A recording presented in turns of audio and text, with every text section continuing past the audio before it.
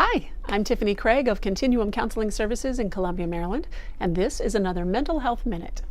So we've been talking about anxiety, and in previous blogs, if you want to review, and please do, we talked about the physiological aspects of anxiety, what's happening chemically when you're feeling anxious. And then we moved a little bit into the thoughts that create the anxious firings to begin with in the last video. So to review, managing anxiety requires that we first change the physiological firings in our body so that they're working for us and not against us. And second, that we manage the thoughts that led to those chemical firings to begin with. So today we're going to be talking about the thoughts, and I want to share with you what I call the anti-anxiety formula.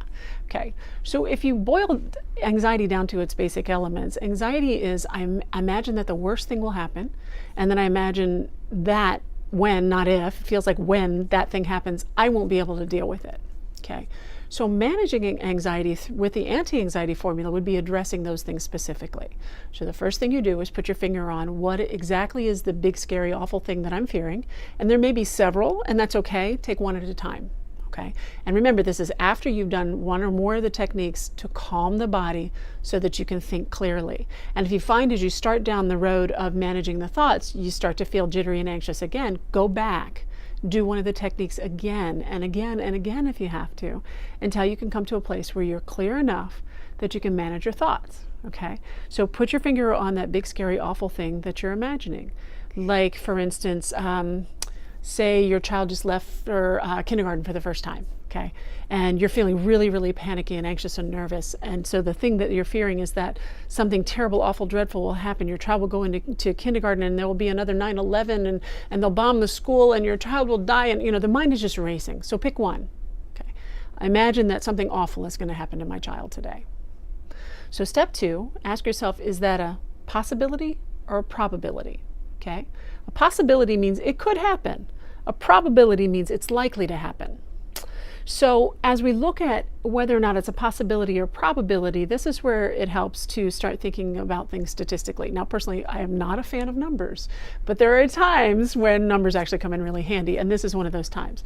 So statistically speaking, how many times have horrible things happened that have killed children in their elementary school? Has it happened? Yes, it has. So is it possible? Yes, it's possible, unfortunately.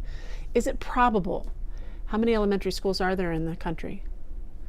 And how many times have there been violence in those schools? Okay, so all of a sudden it's shrinking. You realize even just in your county, there's probably at least 20, 30, 40 different elementary schools, just in your county, not to mention your state, not to mention your region, not to mention the country. The possibility that this will actually happen in your child's school on this particular day, next to none. It's probably less than 1%. Okay? So you figured out what was the worst thing I was imagining. Was it a possibility or a probability? It's not a probability, it's a possibility. How much of a probability is it? We figured out that it's probably less than 1%. But just to be generous, we'll say there's a 1% chance. There isn't, but for generosity's sake, we'll say there's a 1% chance.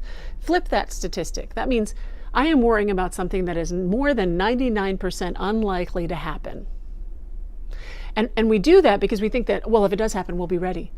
But if you've got yourself spun into anxiety, you're actually less ready for whatever might come. So if you really want to be ready for this thing that you're fearing, if it does happen, you need to be as calm and collected and together as possible, right? So more than 99% possibility that this is not going to happen. But if you really want to go one step further and insulate yourself from the fear of it, go one step further. If that less than 1% of a possibility actually happened, what would I do? Now that would be a devastating event, no question. And it would be awful. Some of us think that's absolutely unfathomable. Something would happen to our child. And it is the worst thing, I think, personally, the worst thing that could possibly happen to you. And it's happened, unfortunately. And people have been okay. It hasn't been wonderful, but they've survived. And some of them have survived well. And you can make sure that you're one of those people that survives well. If that less than 1% of a possibility, reminder, actually happened, you would be fine. Ultimately, you would be fine. Now, I chose a very dramatic example.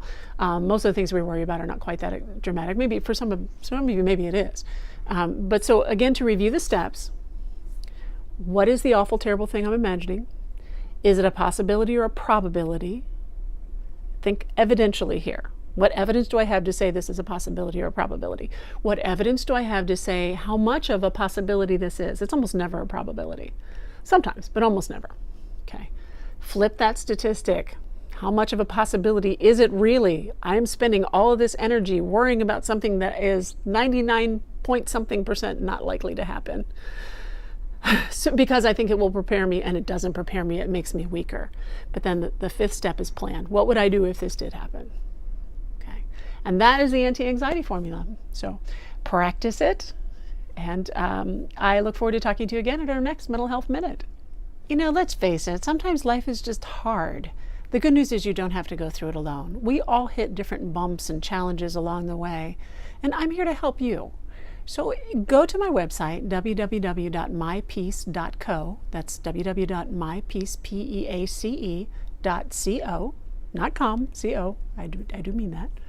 And click on the Contact Tiffany button. Let's talk. You can send me an email, you can text me, you can call me, either way. But let's figure out how we can get you moving from surviving to thriving.